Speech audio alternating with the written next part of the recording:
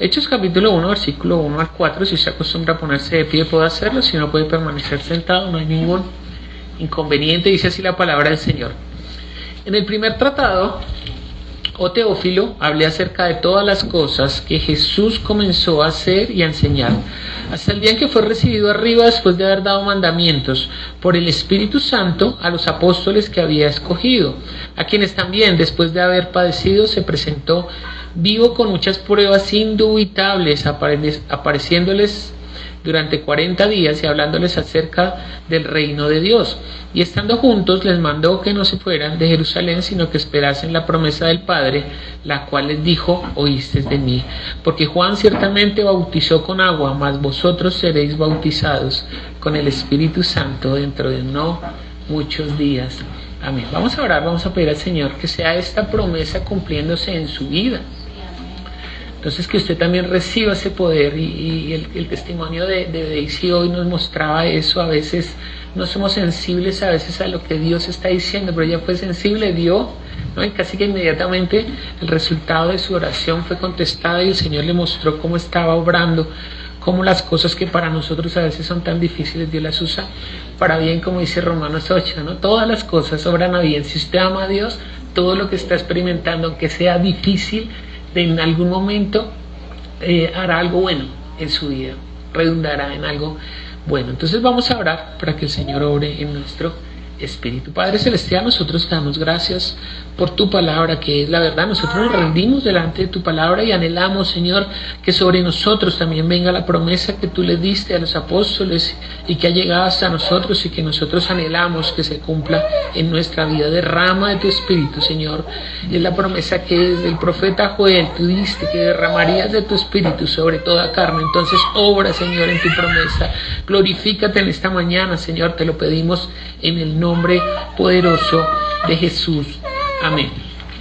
Quiero contarles una historia es una historia verídica de una mujer en Argentina que se llama Mercedes González. Salió una mañana con sus dos hijos, Roberto de 12, María de 8.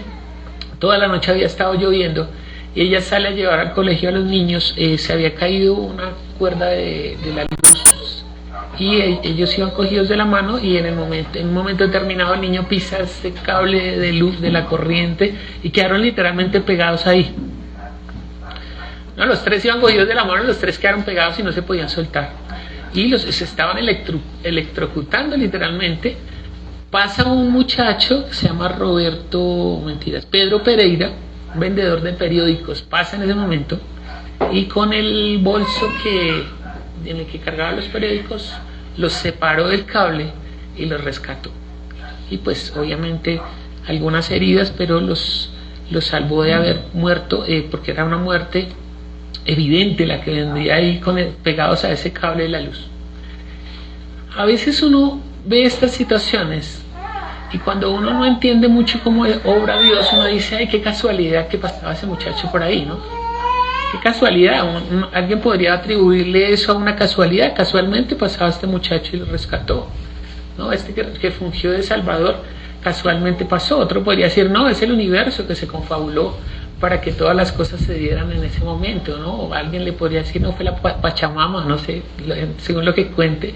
Y quizás algunos digan: no, fue la misericordia de Dios que finalmente obró allí.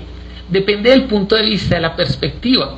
Pero hay una analogía que me pareció a mí correcta asociarla, y es que cuando nosotros somos atrapados por algo que nos puede matar, como ese cable de la corriente, en este mundo hay algo parecido a ese cable que se llama el pecado, ¿no? Y cuando alguien es atrapado por el pecado, indefectiblemente va a morir.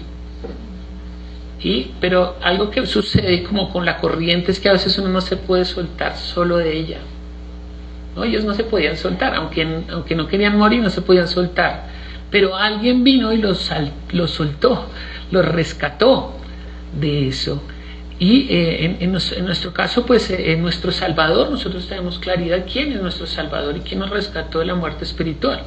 Lo decía ahorita, lo dijo varias veces Daisy, ¿no? Qué importante que es eso, tener claridad en eso, que lo que Dios hizo sobre nuestras vidas es tan importante que a veces lo pasamos de vista cuando viene una dificultad y no estamos viendo realmente que ya hizo Dios en nosotros, ¿no? Ya nos rescató, nos dio vida espiritual, y ahora, aunque muriéramos, que sería como a lo que más temor a veces le tenemos, que es la muerte, ¿no?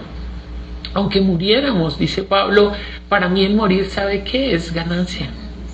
Entonces uno dice, que no entiende esto, dice, está loco. ¿Cómo puede decir que morir es ganancia si todos anhelamos vivir? No, porque entiende realmente qué es lo que está sucediendo con Dios. Entonces, cuando miramos la analogía, obviamente hay un salvador. El muchacho está fungiendo como salvador, ¿cierto? De las personas que estaban a punto de morir. Nosotros también tenemos un salvador, pero la circunstancia, el punto donde nos encontramos, en el punto exacto donde estábamos muertos y alguien nos rescató, ese punto no es casual. Hay una provocación que es espiritual. ¿Y quién es el que provoca eso? ¿No? Entendemos que Jesús es nuestro Salvador, pero ¿cuál es lo que está operando? ¿Quién está operando para que se dé todo?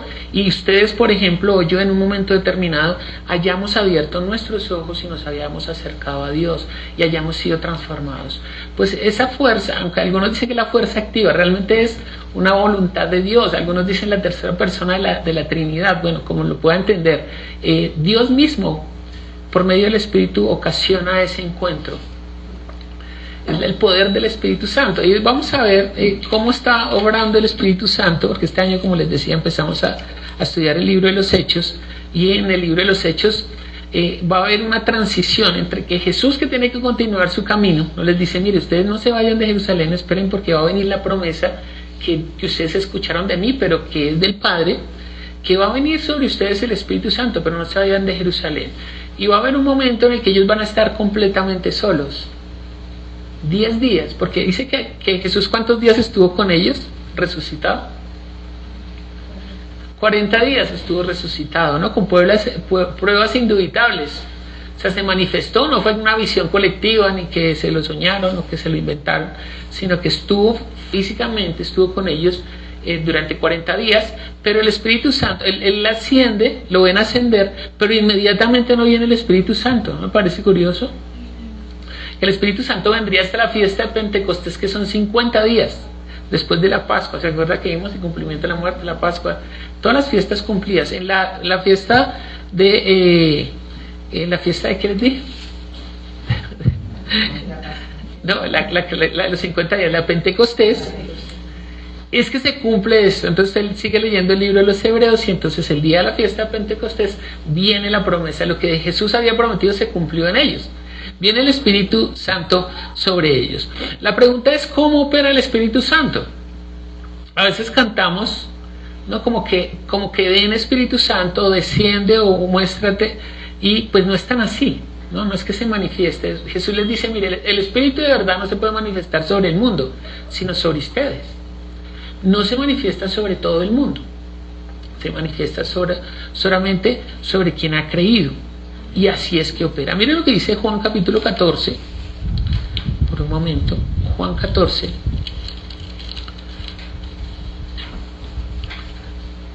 Versículo 15 al 18. Dice, si me amáis, guardad mis mandamientos, y yo rogaré al Padre, os dará otro consolador para que esté con vosotros para siempre. El Espíritu de verdad, el cual el mundo no puede recibir porque no lo ve ni le conoce, pero vosotros le conocéis porque mora con vosotros y estará en vosotros. No os dejaré huérfanos, vendré a vosotros todavía un poco, y el mundo no me verá, pero vosotros me veréis, porque yo vivo, vosotros también viviréis. Es decir, que cuando alguien ha creído, entonces el primer paso para que venga esta promesa del Padre es ejercer la fe en Jesús, que es nuestro Salvador, ¿cierto? Nos rescató, nos salvó, y después de que ya hemos creído en Él, entonces estamos aptos para que venga esa promesa. Por eso no se puede manifestar en cualquiera, no en el mundo, en el que ha creído.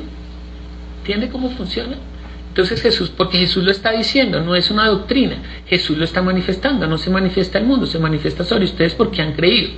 Entonces es como el requisito para creer. Entonces, cuando alguien ha creído y el Espíritu ha venido sobre él, ¿Qué pasa en esa persona?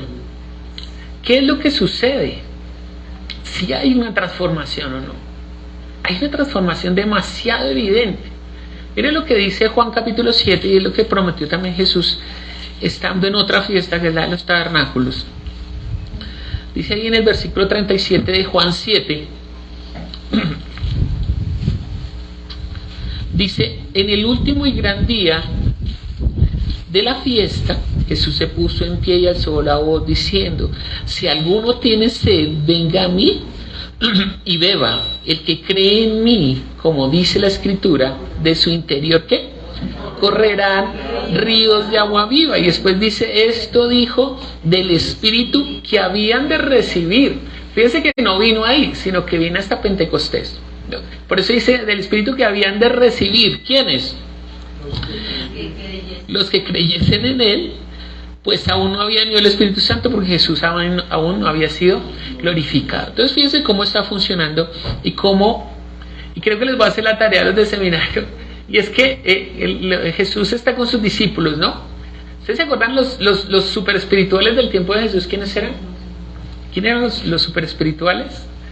Eran los saduceos, los fariseos, ¿no? Los escribas. Ellos eran los super espirituales. Entonces ellos eran, como eran tan espirituales, criticaban todo lo que hacía Jesús. Entonces él estaba un día con Jesús, estaba Jesús con sus discípulos, estaban comiendo. Entonces los discípulos se ponen a analizar: ¿y ellos por qué no ayunan? No, ¿ustedes por qué no ayunan? Nosotros sí ayunamos, somos muy espirituales. ¿Ustedes por qué no ayunan? ¿Se acuerdan la respuesta de Jesús? Si la esposa está con el esposo, pues no tiene por qué ayunar. Va a haber un momento en que el esposo sea quitado, entonces ellos ayunarán. Pero no es el tiempo de ayunar, es el tiempo de celebrar. Están con el esposo. ¿Qué significa eso? Fíjense que hay 10 días en los que ellos van a estar solos sin el esposo. Es el tiempo de ayunar, porque no está el esposo, pero tampoco está el espíritu. ¿Entiende que es un tiempo que es difícil? Creo que todos nosotros experimentamos ese tiempo.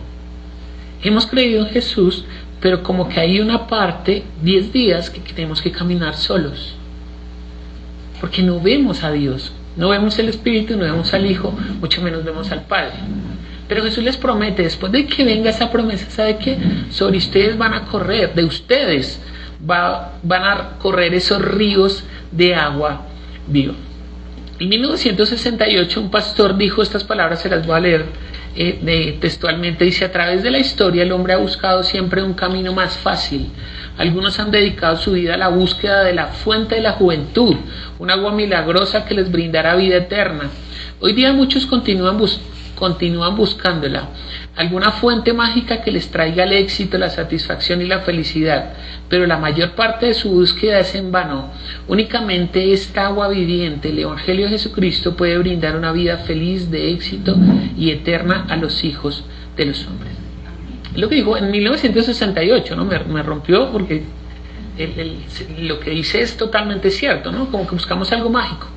Yo hace como 15 días estaba hablando del indio amazónico, no sé los que se conectaron, que a veces nosotros o la gente ejerce más fe en algo como eso, que es tangible, que como que lo puede tener, no como un amuleto, algo que usted pueda sentir, ¿no? Entonces yo de joven usaba un cuarzo porque me han enseñado que eso cogía las malas energías, y entonces era como algo tangible, y los hombres nos dejamos mover a veces en eso, en algo que podemos ver, que podemos sentir, no en algo en el que yo tenga que ejercer la fe, no, porque es que la fe es más difícil, porque Dios dice pero no lo vemos, Dios lo promete pero no lo vemos, ¿no? Entonces es más difícil esa parte, y entonces este hombre está diciendo de esa agua. Mucha gente está buscando ese elixir de la eterna juventud, ¿no? Esa agua que beba al que usted no envejezca, que no muera nunca, y esa agua es la que está ofreciendo precisamente Dios por medio de Jesucristo. Miren lo que dice Juan capítulo 4.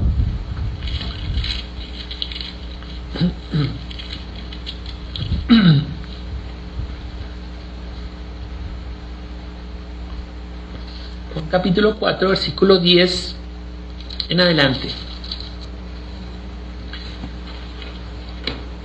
Dice: respondió Jesús y le dijo: si conocieras el don de Dios y quién es el que te dice dame de beber, tú le pedirías y él te daría agua viva. Y fíjense, Jesús está hablando de esto mismo, ¿no? Porque él dice, el que cree en mí, como dice la Escritura, de su interior, no solamente va a saciar su sed, sino que de su interior van a brotar los ríos de agua viva. Fíjense que es un ejercicio que es muy evidente en el sentido de para qué nos está dando el agua.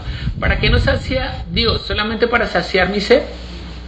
No, para que de su interior también sacie la sed de otros. Y mire que nosotros que no entendemos lo espiritual, como esta mujer que tiene el encuentro con Jesús, normalmente estamos trayendo lo espiritual a lo material. Se le dice, si tú supieras quién es el que se te está hablando, tú le pedirías agua. Y dice, bueno, dame esa agua para que yo no tenga que volver otra vez acá. Ella está pensando que es un agua física, como el agua que anhela la gente tener para tener el elixir de la eterna juventud, algo físico, algo tangible, que sea evidente. No por eso existen tantas doctrinas que hacen cosas que parecen más lógicas, no porque te ofrecen algo físico en lo que puedes creer, no en ejercer la fe, sino en algo físico. Y sigue diciendo ahí el versículo 11, dice la mujer le dijo, Señor, no tienes con qué sacarla. Fíjese que el pensamiento de ella está en lo de abajo. El pozo es hondo, ¿de dónde pues tienes agua viva?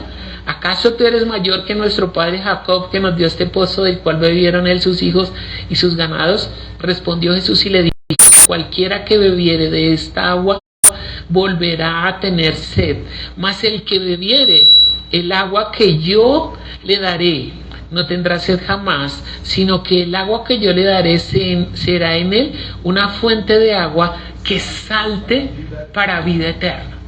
Y esto es impresionante, porque entonces estamos viendo cómo se está moviendo el Espíritu Santo. No es una fuerza que uno está esperando que venga o que se manifieste, ¿no? Entonces yo me encierro en un lugar y hago algunas prácticas espirituales y que venga, sino cómo se mueve el Espíritu Santo. Dice, en él será una fuente que salte para vida eterna, no se queda quieta, quiere salir, quiere brotar. ¿De qué depende? Pues de que usted se lo permita. No, primero creyendo en el Hijo, siendo rescatado por el Hijo, y después que venga el Espíritu para que usted sea la fuente. Entonces, así es que el Espíritu se mueve por medio de usted y de mí, del que ha creído en Jesús, del que ha recibido el Espíritu Santo. Entonces no está esperando que el Espíritu Santo vaya a llegar a la hora, no, está esperando que usted se manifieste, que usted abra su boca para que broten los ríos de agua viva. Eso no quiere decir que usted solamente habla con versículos bíblicos, ¿no? Que usted dice, como dice, no, usted está citando toda la Biblia. No necesariamente. El solo hecho de que usted hable debe manifestar una diferencia entre la persona que no conoce a Dios, ¿no? Usted habla 10 minutos con una persona y identifica más o menos qué es lo que hay en su corazón. No, yo no sé, yo creo que he contado esto varias veces. Alguna vez hubo un choque ahí cerca de mi casa.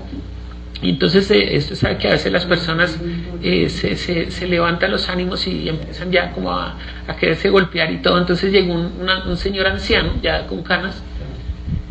Entonces yo dije, bueno, este señor viene como a mediar, ¿no? Y si no, bueno, el hombre es un hombre que debe tener sabiduría y vienes a mediar. Y cuando él llegó, eso le salía de su boca, no le salían ríos de agua viva.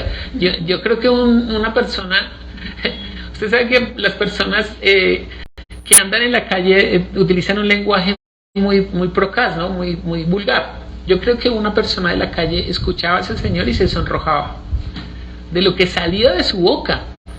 Y entonces me sorprendía, yo le decía, pero este hombre maduro ya, pues en lugar de venir a mediar, vienes a insultar y a generar más gresca, pues no, como que perdió no hay sabiduría. Yo me decía, en esas canas debía haber algo de sabiduría. No había sabiduría. Pero realmente en el que ha creído, ¿qué brota de su corazón? ¿Qué es lo que brota? Y eso marcará una diferencia en si quiere o no escuchar lo que habla. Yo creo que la confusión más grande es pensar que esos ríos de agua viva son versículos bíblicos solamente, ¿no? Usted, por ejemplo, a veces, mire, algo que nosotros, un error que cometemos, y se lo hablo de mi experiencia, es querer convencer a las personas, ¿no? Como querer darle un fundamento tan sólido que no tenga duda y diga, bueno, está bien, yo ya entrego mi vida a Jesús, ¿no? ¿Dónde tengo que firmar? Entonces uno está como en ese afán de convencer, como que es mi capacidad histriónica o intelectual la que lo convence. Y ahorita vamos a mirar que no es así, ¿no? O que yo estoy citando constantemente la Biblia. Entonces a veces uno se vuelve hasta grosero con las personas. Uno da consejo a gente que no le está pidiendo consejo, quiere cambiar la vida de otro cuando quizás la mía todavía no ha sido procesada. No sé si me estoy dando a entender. Entonces la gente, no, pero yo no le estoy pidiendo a usted un consejo, ¿no? ¿Cómo quiere cambiar mi vida si yo veo que ni siquiera usted tiene control de la suya?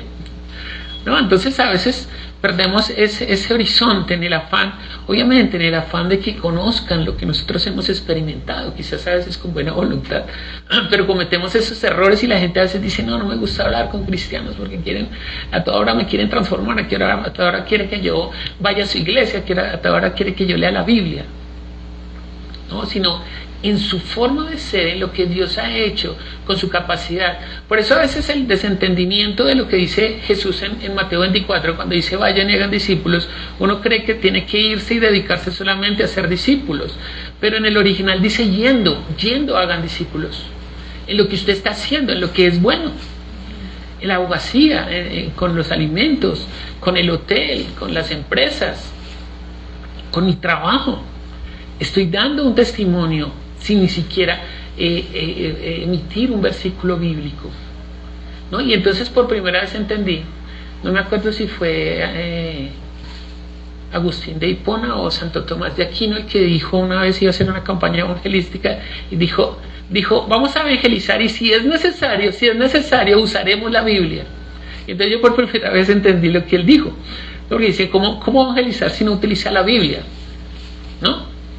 Pues con su vida, con lo que sale de su boca. ¿Qué es lo que sale de su boca? ¿No? Entonces por primera vez nos quitamos un peso. Yo no tengo que convencer a nadie, ¿no? Yo tengo que esforzarme por conocer a Jesús, porque Él me transforme a mí, por permitir que el Espíritu obre en mí, por ser sensible a lo que Él me está diciendo, ¿no? Porque muchas veces no somos sensibles, no estamos atentos a lo que está diciendo.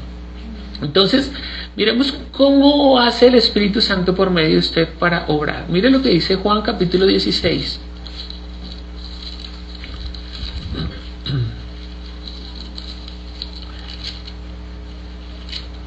Hijo, me hace su favor, mira si no se ha caído, es que yo no sé por qué se estaba cayendo la señal de la transmisión. Bueno, a propósito, saludamos a los que están conectados por internet. Por ahí estaba Ana María, se me olvidan los apellidos, Ana María la de Tunja y Ana María la de Bogotá. Nancy estaba conectada, Germán siempre se conecta, Eunice, Marco, bueno, a los que siempre Gustavo se conecta también por ahí, Gustavo Aguasaco, bueno, Elber, ¿no? Yo siempre digo Elber Aguasaco, bueno, los que se conectan, esperamos que les esté llegando bien la transmisión. Juan capítulo 16, versículo 7 en adelante, dice, son palabras del Señor Jesús, pero yo les digo la verdad, mire lo que dice, yo les digo la verdad, es que la verdad. ¿Qué es lo que es la verdad? Que me perdí. Os conviene que yo me vaya, porque si no me fuera el Consolador no vendría a vosotros, más si me fuere os lo enviaré. Una promesa de Él. Me voy pero no los dejo solos. Viene otro Consolador, otro Paracleto, otro que va a hacer la obra en ustedes, otro que les va a pastorear. No los voy a dejar solos, no van a estar huérfanos. Es la promesa de Él, dice, no los va a dejar, va a estar todos los días hasta el fin con ustedes. Es una promesa de Él. ¿Cómo la va a cumplir? Si se fue a tomar el lugar de su herencia, pues por medio del Espíritu Santo. Por eso dice, si ustedes guardan los mandamientos, mi Padre y yo vendremos y haremos morada en ustedes. Haremos tabernáculo en ustedes. O sea, está ahí, vigente, obrando, transformando, quitando lo que no es, poniendo lo que es, motivando, anulando lo feo, lo malo, ¿no? Nosotros a veces tenemos tantas cosas feas en nuestra mente, nos dejamos llevar por los pensamientos, nos dejamos agobiar por lo que pasó que no podemos cambiar y nos angustiamos por lo que va a devenir que tampoco podemos cambiar y no aprovechamos lo que tenemos hoy que sí podemos cambiar. Por eso se llama presente, ¿no? Y que es un regalo, que es hoy tiene la vida y puede transformar y toma decisiones, ¿no? Entonces me gustó mucho lo que contaba Daisy de Don Fidel, ¿no? Llame ya a mi esposa, necesito tomar, el Señor le estaba inquietando, hágalo ya. Lo hizo, se dejó mover, el Espíritu lo estaba inquietando y pudo hacer lo que el Espíritu lo estaba inquietando, ¿no?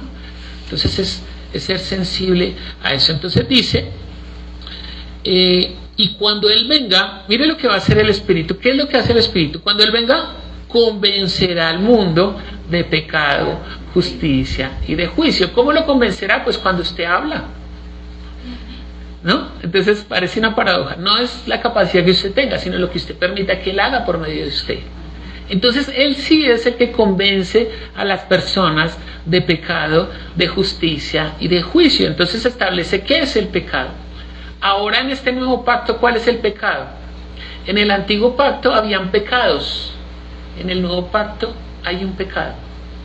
¿Me entiende lo que pasó? Si en Jesús hay perdón de pecados, de todo lo que traíamos, entonces ahora solo hay uno, no creer en Él, porque en Él hay perdón de pecados. Si cree en Él, ya no existen los pecados. Si no cree, tus pecados permanecen. Y eso es lo que hace el Espíritu Santo orando. No convence, lo primero que convence es de eso. Después dice de pecado, hay versículo 8, y ahí lo dice, de pecado por cuanto no creen en mí. ¿Entiende que ese es el pecado? Porque si cree, perdón de pecados. No cree, pues sus pecados permanecen. Es así de sencillo. Y eso es lo que ofrece, ¿no? Perdón de pecados. Después dice de justicia por cuanto voy al Padre y no me veréis más. ¿Qué es justicia? Justicia es darle a cada quien lo que se merece. Y el Padre tenía algo para el Hijo que quería entregar, un lugar de herencia. Y lo justo es que Él lo reciba. Por eso dice de justicia por cuanto voy al Padre y no me veréis más. Bueno, no lo veremos físicamente. Pero fíjese que no es el hecho de verlo físicamente. Porque uno dice, no, pero yo no he visto a Jesús, entonces ¿cómo creo en Él? Pero Judas lo vio, pero aún así no creyó. Juan el Bautista, con todo lo espiritual que era, vio todas las manifestaciones del cumplimiento de la Escritura en Jesús. Vio al Espíritu venir sobre él cuando lo bautizara. El Espíritu ya le había dicho, lo había movido y le decía sobre quien venga. ¿Por qué estoy bautizando yo? ¿Por qué le preguntan a Juan el Bautizador ¿por qué bautizas?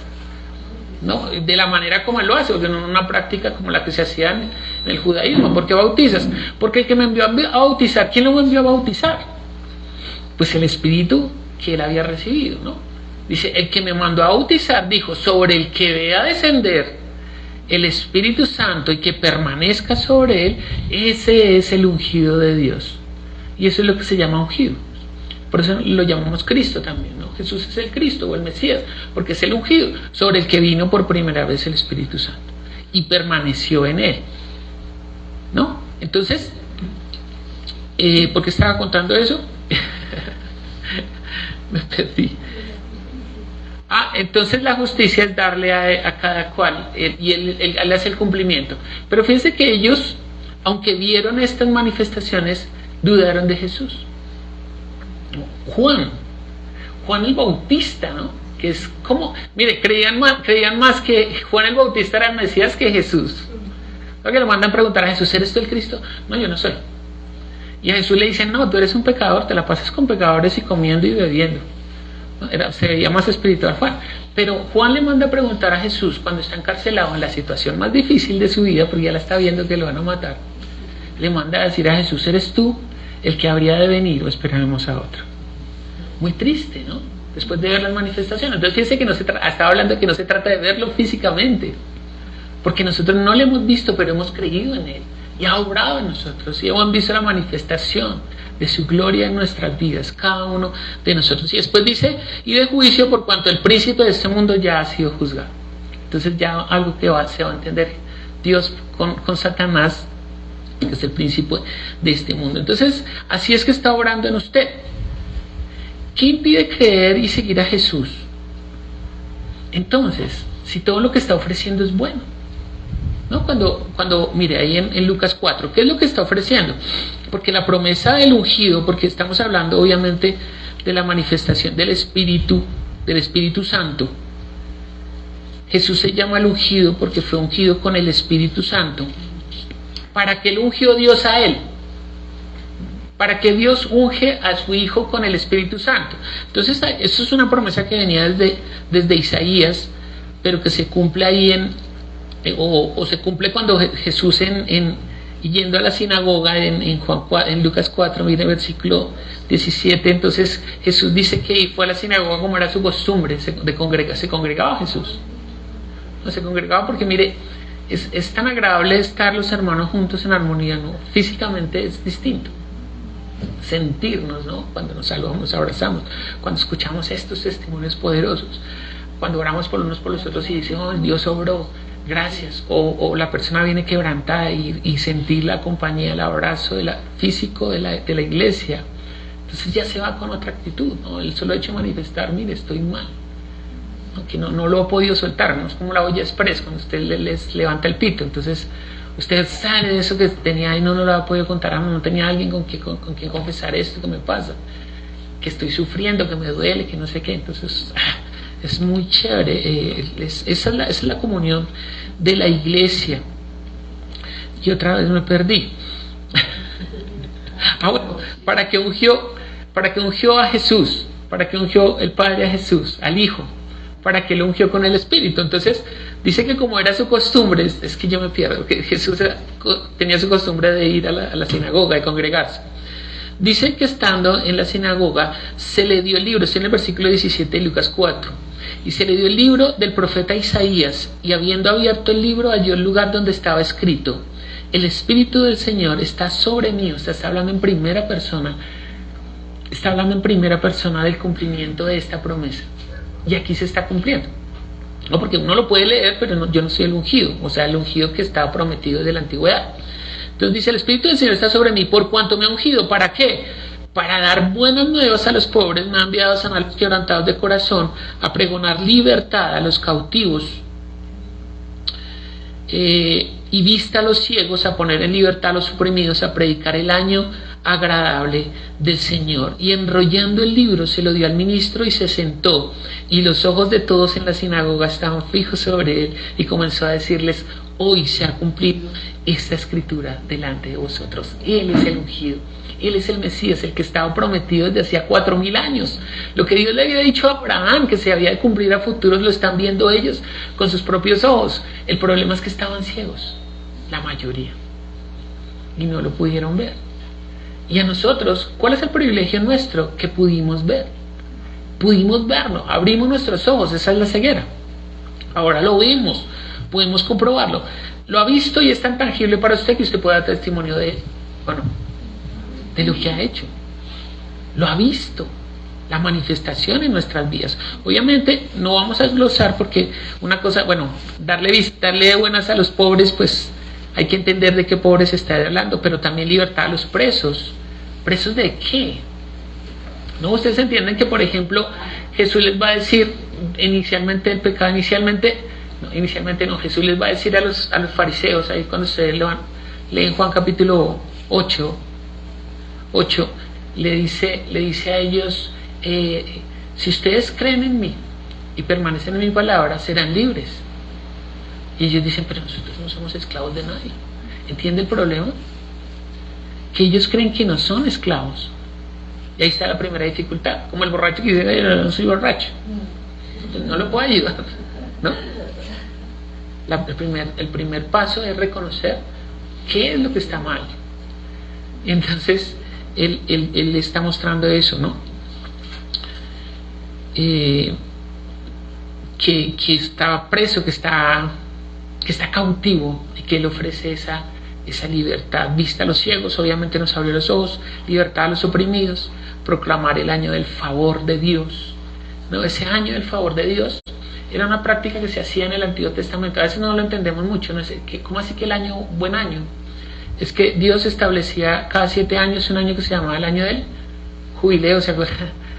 Y de hecho, por ejemplo, hace poquito estaban hablando en las Naciones Unidas por el problema de la tierra. O sea, que la tierra en el mundo no puede dar en la misma cantidad de fruto, porque la tierra se cansa y ya se le gastan los nutrientes, y entonces ya no puede producir de la misma manera. Dios había establecido para eso que las personas cosecharan durante 7 años y la tierra descansara uno completo. Precisamente porque hay un propósito en eso, ¿no? De que la tierra vuelva a coger su fuerza. Y en ese año sucedían muchas cosas.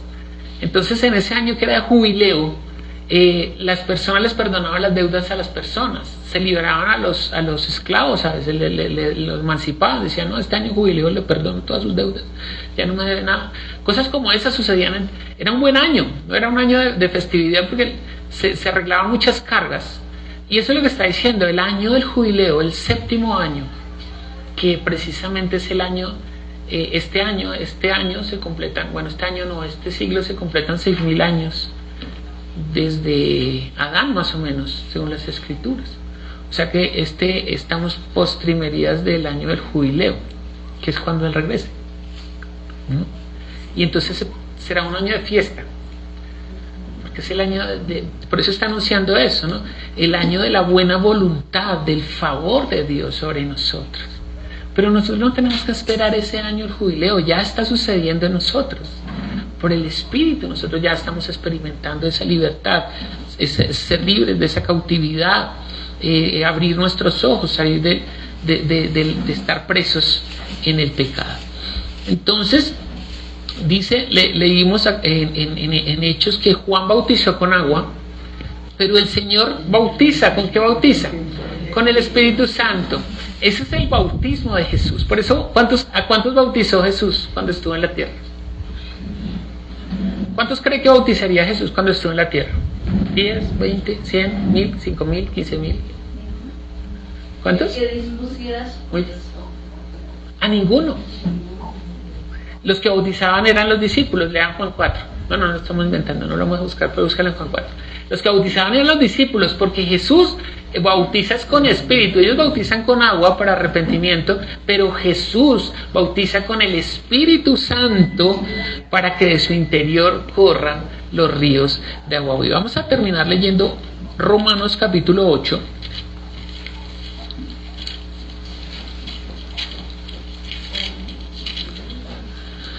Romanos capítulo 8, versículo 14 en adelante. Se puede leer todo el capítulo 8, que es bonito.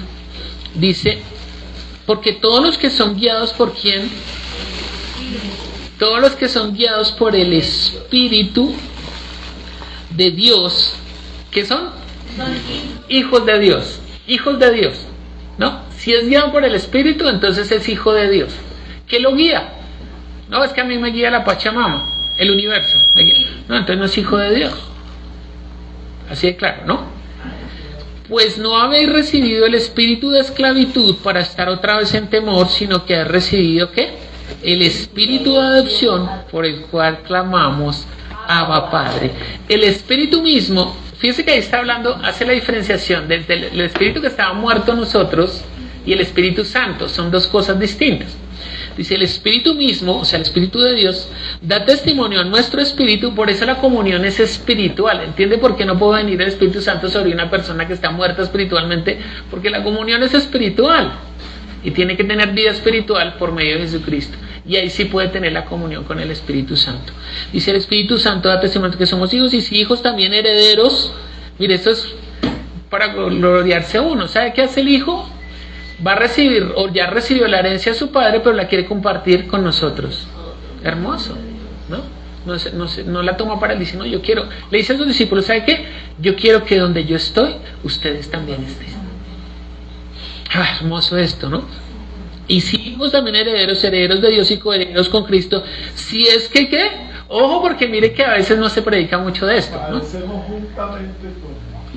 Padecemos juntamente con Él. Por eso ahí se cumple lo que decía el pastor en 1968. No todo el mundo busca el camino fácil, pero el camino de Jesús, mire, si usted entiende, el camino es fácil, pero si no entiende es muy difícil. Ahí está la situación.